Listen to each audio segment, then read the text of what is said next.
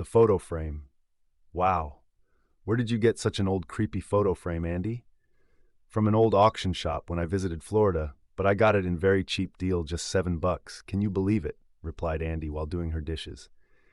You and your interest of collecting such weird things really freak me out sometimes. Well then, it's getting late. I am going. See you tomorrow, dear, said Mia at once left the place. Andy, after completing all her household chores, went towards her room. As she was going through the hallway, she observed something different about the photo frame.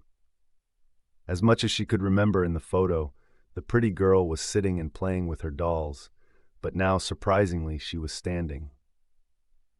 Might be mistaken for sight because of her tiring journey, thinking that Andy continued moving towards her room.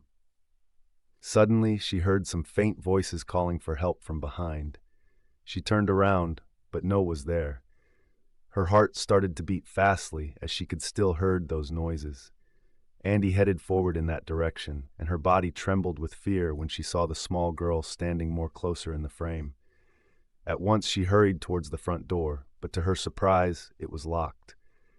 The voices calling for her help became more prominent in her head.